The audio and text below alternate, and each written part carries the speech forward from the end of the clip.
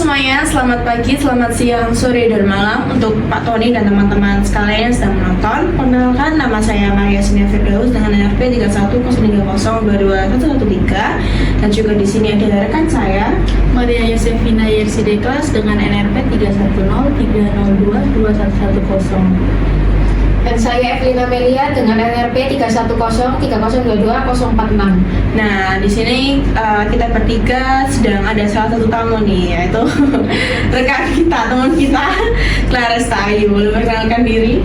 Iya, nama saya Clares Taurin dan Solo dengan NRP 31030222126.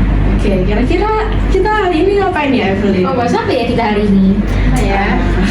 Hari ini kita akan membahas tentang apakah kejahatan bentuk pembebasan individual. Wah, kayaknya topiknya berat gitu ya. Bener gak, Tak? Topiknya menurutmu tuh berat gak sih? Berat banget, sangat berat. Nah, tema kali ini tuh berdasarkan pada topik salah satu materi kita ya, yaitu Iya. waktu itu presentasi, yaitu antara manusia dan kejahatan. Kemudian kita ambil salah satu tema, yaitu apakah kejahatan bentuk pembebasan dari individual. Aku pengen tanya nih, awalnya aku pengen tanya, apa yang membuat manusia itu sebenarnya untuk melakukan sebuah tindakan kejahatan? Kalau menurutku sebenarnya ada beberapa faktor sih yang membuat manusia itu bisa melakukan kejahatan. Mungkin salah satunya bisa dari faktor internal dari diri mereka sendiri, bisa dari pengaruh lingkungan, juga dari pengaruh sosial. Kalau dari internal mungkin kalau di contoh sehari-hari apa ambil contoh dari bullying aja nih. Bullying.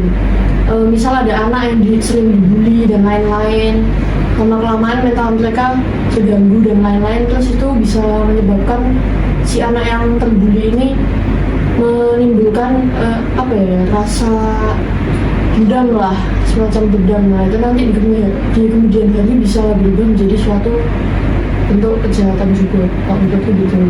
Terus kalau dari faktor lingkungan, kalau semisal seorang anak dibesarkan di dalam lingkungan yang bisa dibilang toksik, misalkan anak itu jarang diperhatikan sama keluarganya, diabaikan dan lain-lain, atau mungkin mereka besar di lingkungan yang lingkungannya banyak pemakai narkoba, terus di lingkungannya itu banyak orang-orang yang mencuri dan lain-lain, otomatis anak itu akan meniru apa yang ada di lingkungannya itu, karena si anak kan masih belum bisa menangkap ya itu baik atau buruk. Oke, menurut KMK ini bisakah tindakan kejahatan itu dihindari dalam kehidupan manusia? Bisa, sudah jelas bisa. Salah satu faktor yang sebenarnya bisa menghindari itu dari faktor internal, dari diri sendiri, dari kesadaran diri sendiri. Jadi kalau bisa atau tidaknya sudah pasti bisa. Ya sih, pasti semua kejahatan tuh pasti bisa dihindari lah. Dari batasan tadi ya, dari balik topik tadi, batasan diri, lingkungan dan sebagainya, itu juga bisa membuat kita menghindari hal-hal yang baik gitu. Mau tanyakan lagi mungkin? Oke, Kak Eta, aku mau nanya dong. Menurut Kak Eta, apakah manusia memiliki alasan atau pembenaran untuk melakukan suatu kejahatan? Kalau dilihat dari tempat kita tinggal ya, Indonesia, negara yang segala sesuatunya didasarkan pada hukum, apalagi dengan orang-orangnya yang seperti itu ya, bisa kita sendiri ya, sekarang netizen dan lain-lain, sudah pasti kejahatan itu tidak bisa dibenarkan. Apalagi Indonesia negara hukum. Ya betul, itu sudah pasti susah sih gitu. Banyak kayak zaman sekarang itu apalagi sosial media tuh netizen lebih mengetahui lah yang mana yang bentuk kejahatan, mana yang enggak. Jadi mereka segala sesuatu yang nggak benar tuh langsung di-upload gitu ya di sosial media, langsung dia ditindak gitu. Karena mereka merasanya mungkin kurang ada respon dari kepolisian dan lain sebagainya. Makanya sekarang kejahatan bukan didasarkan pada hukum, tapi pada netizen. Nah, bisa betul. Netizen yang menilai ya. Betul. Netizen yang menilai hukum yang melakukan tindak gitu. Oke, aku pengen tanya satu lagi ya. Terus salah satu apa ya, cara gitu untuk bagaimana manusia itu mempertanggungjawabkan kejahatan mereka gitu. Mungkin dari bentuk secara individu mereka mesti bertanggung jawab, atau mungkin dari eksternal yang akan bertanggung atau bukan bertanggung sih, mungkin dari lingkup eksternal juga bisa untuk melakukan tindak hukuman atau dan sebagainya untuk kejahatan yang dilakukan seseorang. Kalau individu mungkin dari kesadaran diri sendiri ya, dari lagi ke diri sendiri. Kalau dari faktor eksternal, balik lagi kayak tadi, karena kita tinggal di Indonesia, di negara yang segala sesuatu yang didasarkan pada hukum, ya sudah pasti untuk pertanggungjawabannya itu ya dengan menjalani hukuman yang berlaku gitu. Misalkan pengguna narkoba mungkin bisa menjalani rehabilitasi atau pulang penjara. Kalau mungkin kasus pembunuhan, kalau misal pembunuhan berencana dan lain-lain, mungkin bisa penjara seumur hidup atau bahkan hukuman mati gitu. Benar sih. Jadi mungkin dalam diri sendiri adalah bentuk kesadaran diri, merasa, karena hal yang paling menyakiti korban adalah ketika si pelaku tidak menyadari kesalahannya sendiri. Jadi bentuk rasa tanggung jawab kita terhadap salah satu kesalahan atau kejahatan yang kita buat adalah menyadari kesalahan kita, menyadari kejahatan kita, sehingga kita menerima apapun ya, misalnya hukumannya kayak gimana, karena itu udah masuk dalam kejahatan yang jelas merugikan orang sekitar kita gitu. Jadi aku benar kayak gitu, karena Indonesia juga merupakan negara yang berbasis hukum lah ya. Jadi segala bentuk kejahatan dari kecil yang sampai besar sekalipun ada aturannya gitu loh ya, kan pasti udah ditata sama pemerintah. Kita menghindari hal-hal yang baik gitu. Mau tanyakan lagi mungkin? Oke Kak Eta, aku mau nanya dong. Menurut Kak Eta, apakah manusia memiliki alasan atau pembenaran untuk melakukan suatu kejahatan?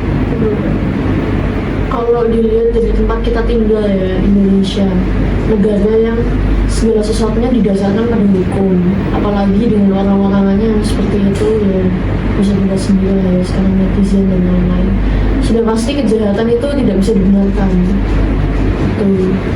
Apalagi Indonesia negara hukum ya, betul. Itu sudah pasti susah sih gitu. Banyak kayak zaman sekarang itu, apalagi sosial media tuh netizen lebih mengetahui lah ya mana yang bentuk kejahatan, mana yang enggak. Jadi segala sesuatu yang enggak. Kita lanjut lagi ya, yang terakhir sih. Kira-kira apa lagi tambahan yang ditanyakan? Nah, aku mau tanya nih. Menurut kalian, ada nggak sih hubungan antara kejahatan dan kebebasan sendiri? Hubungan kejahatan dan kebebasan. Tapi aku pernah baca di salah satu jurnal. Rajin baca. Paksa sih ya.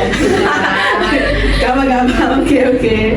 Itu ada yang pernah bilang kalau kejahatan itu salah satu faktornya itu karena eksistensi kebebasan manusia.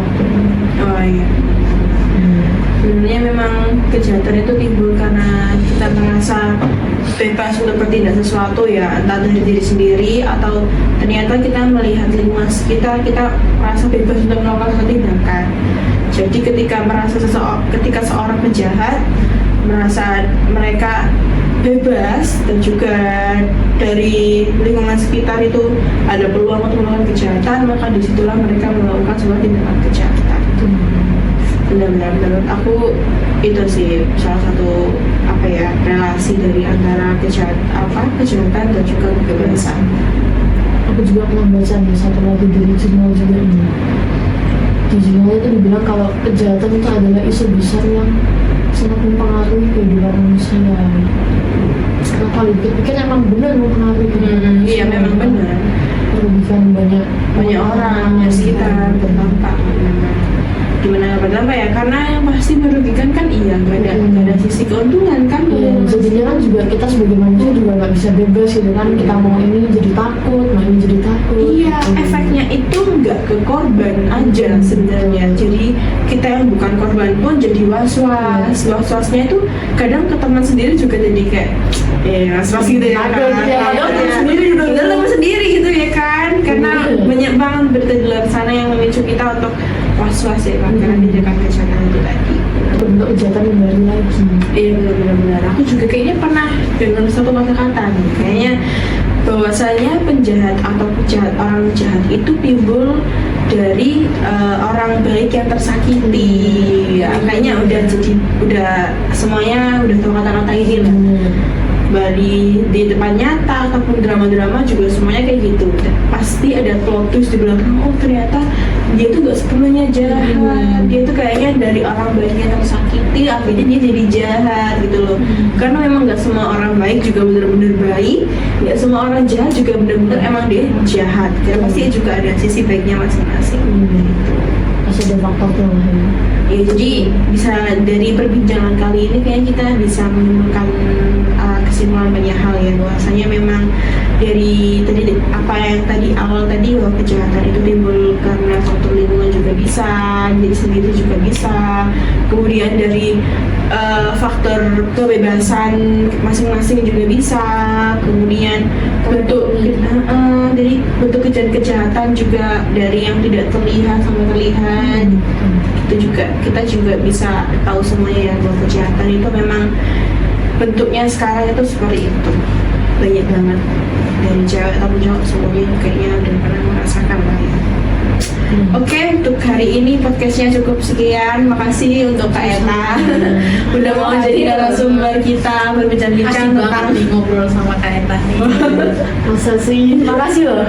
Makasih udah mau sabar aja sih sebenarnya. Makasih untuk podcast hari ini. Sekian, terima kasih. Dah.